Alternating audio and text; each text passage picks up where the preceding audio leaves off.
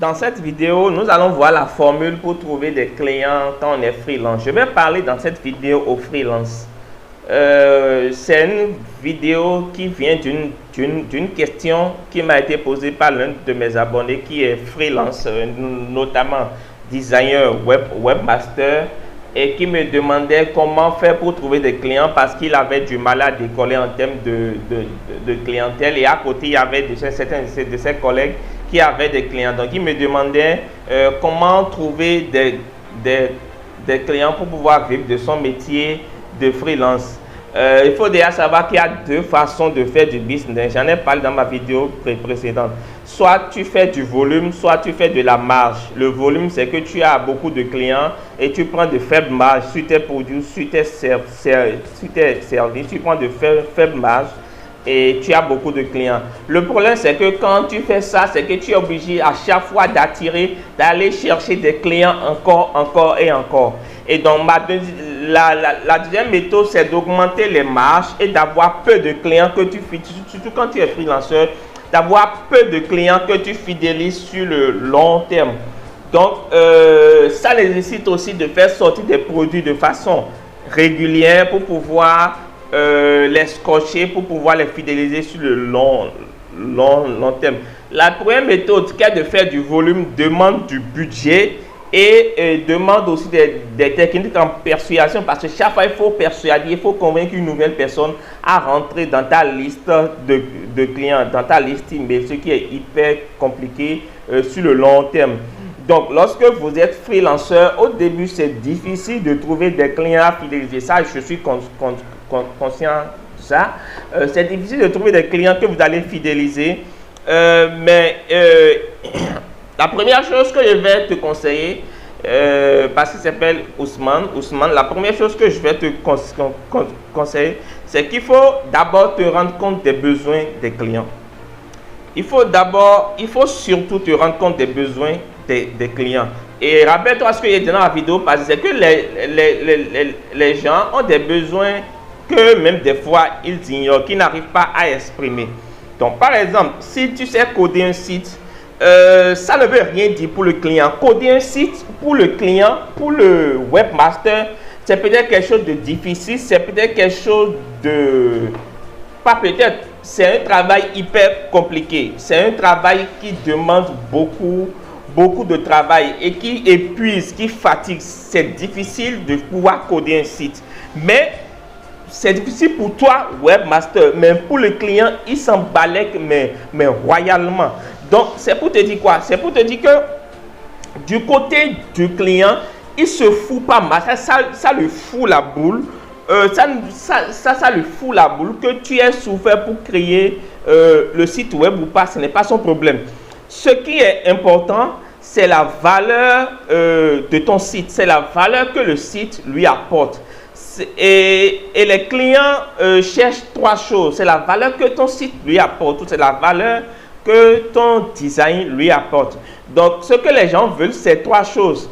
La première chose, c'est qu'ils veulent avoir plus de clients. Ils veulent avoir, lorsque tu es webmaster, par exemple, ils viennent, ou dans toute chose, que tu sois freelancer ou pas, enfin, que tu sois webmaster ou pas, que tu sois l'essentiel, quand tu es freelancer, quand tu es en indépendant, il faut savoir que la première chose, que les clients veulent en fait trois choses.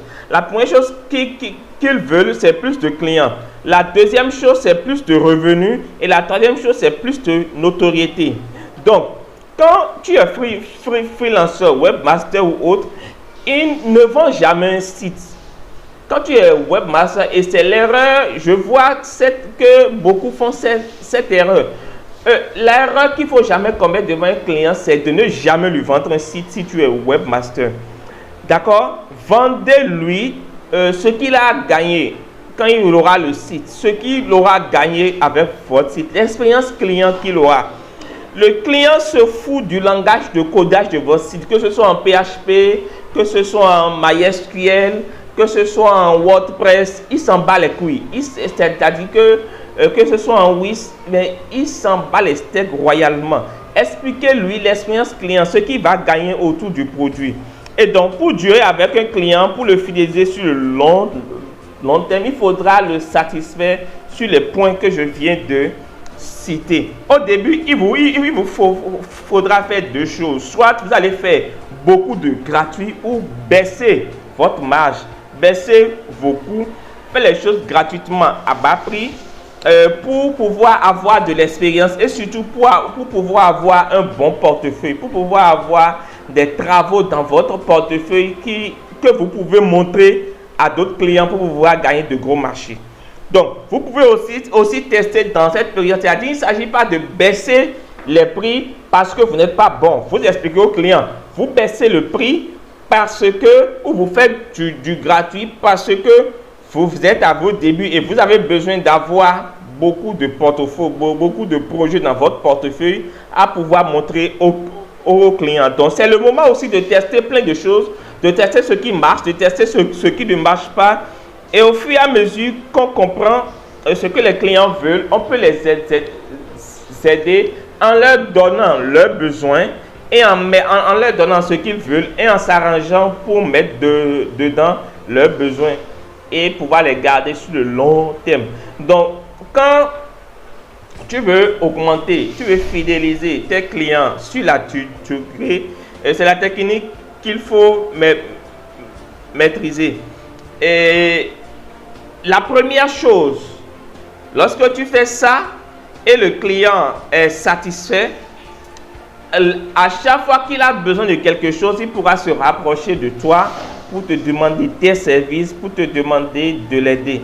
Donc, tu peux par exemple créer l'une des manières de se faire connaître lorsqu'on est freelance. Je vais te donner plusieurs techniques pour se faire connaître lorsqu'on est freelanceur.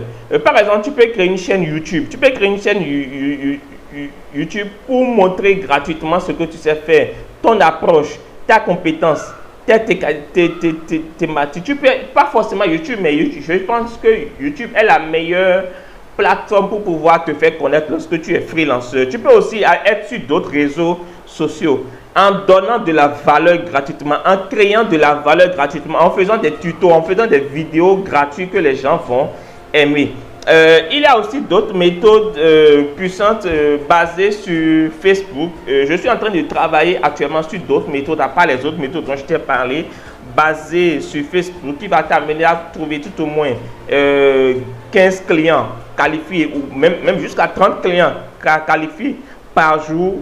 Et on en parlera après, d'accord? Et surtout, il faut savoir vendre. Donc, il faut être présent sur les bonnes plateformes et surtout à délivrer de la valeur gratuitement, mais délivrer de la meilleure valeur, faire des vidéos, faire des trucs, du contenu de qualité pour que les gens aient envie de demander tes services. Voilà un peu ce qu'on devait voir dans cette vidéo. N'hésite pas à partager la vidéo, à t'abonner, à cliquer sur la cloche de notification, à envoyer, à mettre un commentaire. Et je vais te présenter aujourd'hui quelqu'un. C'est mon fils. J'ai toujours voulu qu'il apparaisse dans une de mes vidéos. D'ailleurs, il a toujours voulu apparaître. Maintenant, il a grandi un peu. Il a eu 5 mois le 8 octobre passé. Et comme on est dans le mois d'octobre, le mois d'octobre étant aussi le mois où j'ai fêté mon anniversaire. Et donc, je vais te le montrer. D'accord? Et de temps en temps, il va tourner les vidéos avec moi. C'est mon pote maintenant. C'est mon partenaire. Voilà tout ce qu'il s'est fait. C'est crier. Voilà. Alors, le voilà. Voilà le gosse. Donc, les gens disent qu'il me ressemble. D'autres disent non. Bon, bref, on s'en fout. L'essentiel, c'est que ce soit mon gosse. D'accord? Voilà. Donc, c'est lui ça. Allez, regarde dans la caméra. Regarde là. Et dis bonjour aux gens. D'accord, dis-leur bonjour. Voilà, j'ai fini la vidéo. C'était un peu un truc. Enfin, on s'en fout un peu. Hein. Je me mets un peu à l'aise dans mes vidéos. Donc, n'oublie pas un peu cette technique. Si tu es freelanceur, n'oublie pas d'utiliser cette technique pour avoir plus de ventes. D'accord, il s'appelle Junior, Pattern Adagbe Junior. Voilà, il a 2 autres prénoms, un prénom dans son dialecte et un autre prénom, Angèle. Voilà, Angèle. Voilà, ça c'est ça, mais qui lui a donné ça. Bien. Alors, donc on se donne rendez-vous dans la vidéo de la semaine prochaine. Ma vie est une bénédiction, un enfant enfant de Dieu ne peut jamais échouer. Moi, ma vie est une bénédiction. Un enfant de Dieu ne peut jamais échouer. Saga Junior. La vie a changé